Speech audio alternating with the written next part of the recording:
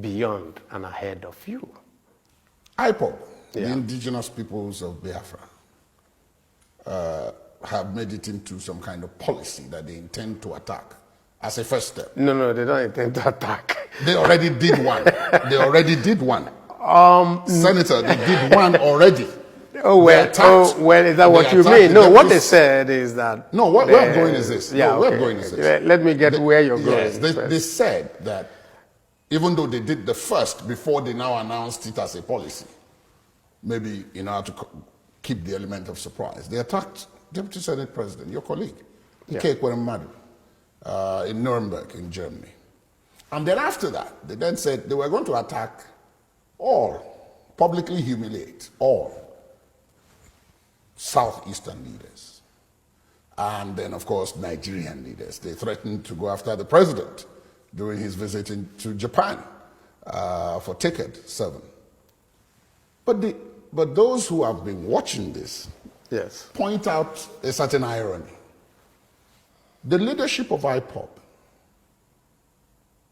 the leader of IPOB, is said to owe his freedom today to you, Senator Ekweremadu, and a couple of others like that.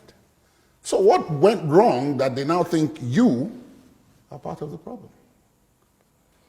I don't think that is the best way to look at it. We start from the basis. What have been their grouse? Their grouse is what I had said earlier, which is we see a situation where in the same country there are bifurcated treatments for the same citizens. And so, if you're from the Southeast, first, you're denied access to national resources. Secondly, the Southeast is a zone that is under siege by all the security formations in this country. Well, the reason they give is that the solution that IPOB has tried to implement was to secede. No, I'm coming. The siege was there before IPOB. How so? From any time that you can go back from the end of the Civil War till today, if you go from the town of Onitsha to Owerri and go from the town of Owerri to Aba, you will get not less than 140 police checkpoints. Every 1 kilometer, there's a police checkpoint. What do? They're not checking for security. They are simply extorting money from commuters on the road, from bus drivers, KK drivers, almost. People pay to be posted to the Southeast. And you leave the Southeast and you're driving all the way to the rest of the country. You don't see the same type of intense policing, let's put it that way. So the question you will ask yourself is, why are we different? Or why are we treated differently? That happened a long time before the question of IPOB came. They didn't bring people because of IPOB. It is the fact that all these things had happened, that there was a deliberate policy to cripple all the ports in the Southeast region, Port Harcourt, Calabar, Warri, all those ones. None of them is working. You will have to take everything to Lagos. And so you're an importer in Onitsha. You must go to Lagos. The shortest one to you is Warri, actually, before even Port Harcourt, One, all those ones. Why? You can't have a ship pass through there. Why? No dredging. Why is there no dredging? Federal government policy, no contracts for it. So you ask yourself, if this is like this way, then that means that there is a deliberate policy to keep us down or something. And so, what is the reaction? Two ways.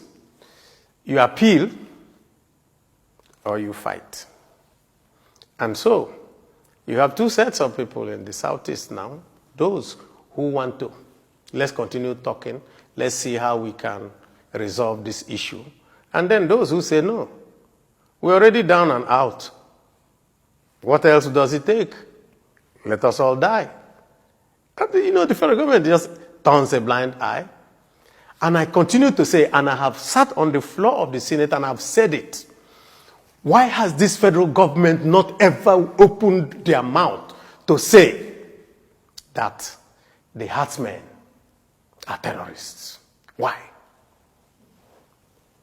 Why would this federal government not ever agree that all those people who are carrying AK-47s are killing people are terrorists? Yet, it was so easy to quickly go to court to get an injunction and declare IPOB terrorists. That means that in the mindset of those who are running this country today, they see some people as their enemies. They have not come out of the Civil War. 50-something years later, they are still fighting the Civil War. And so what they do today is that they come and call us. I'm a politician. I'm one of those who are seen as, and say, oh, don't worry. If you just be with us, we will make you president. And they think they are talking to fools. And they tell us, oh, don't worry. This is time for Igbo president. No Igbo man wants a president. What we want is that you restructure this country so that me and you, Ladi, we are seen as citizens. So that if I carry an AK-47, you jail me. It's not if I carry a flag, you jail me, and then I carry an AK-47, you say, leave him, he's our brother coming from Burkina Faso.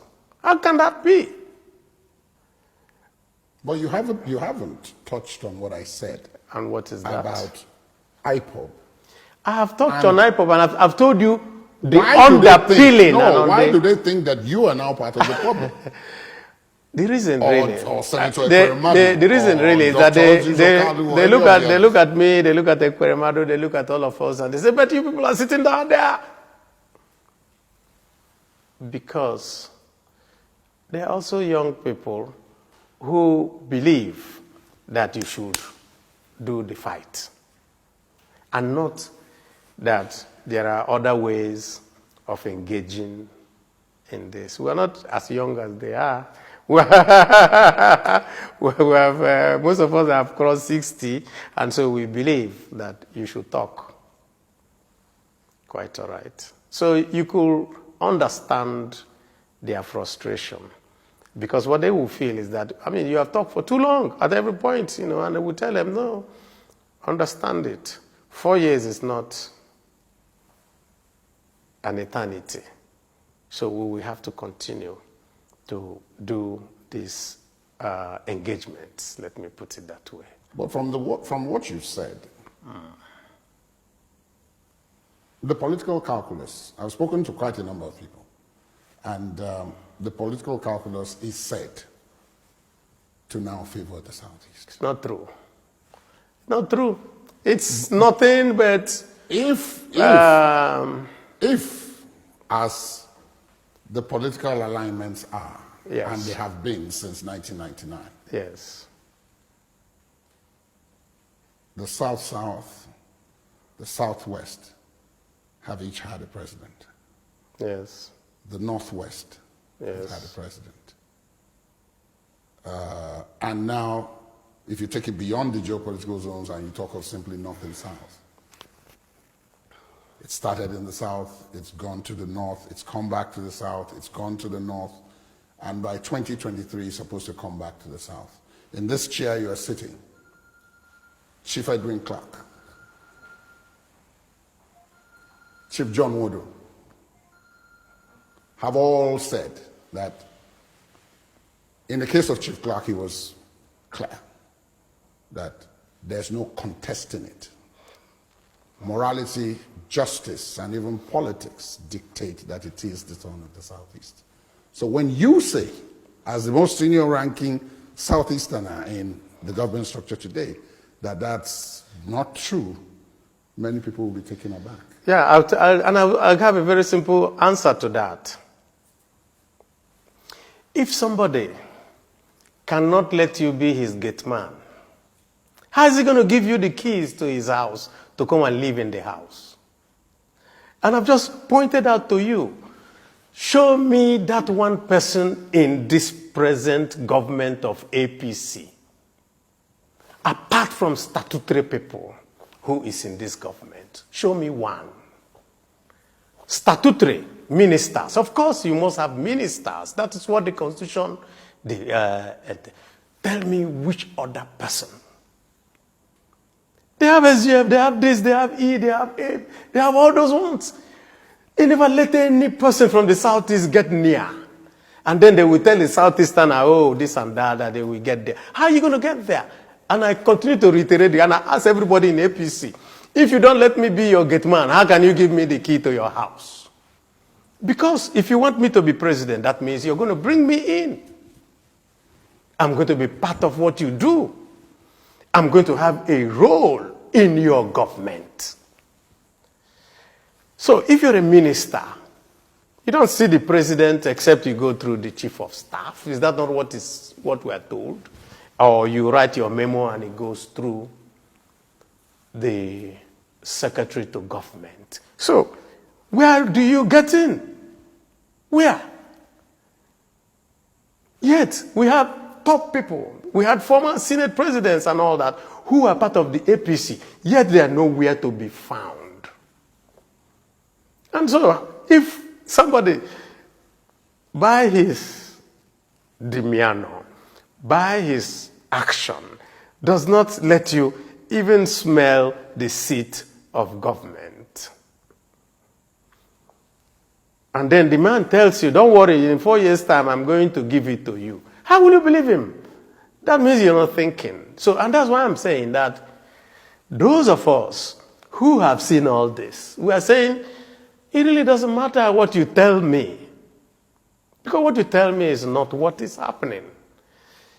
We want that we do devolution of powers, we change the revenue formula, we make sure that part of the revenue formula is, the criteria is changed so that you can move things away. That population plays a part and no longer land mass and all that. Those are the things that we need to do for us to know that we are having a viable union. Senator Abaribe, thank you My so pleasure. much. Thank you very much. My pleasure. Thank you very much. Thank you.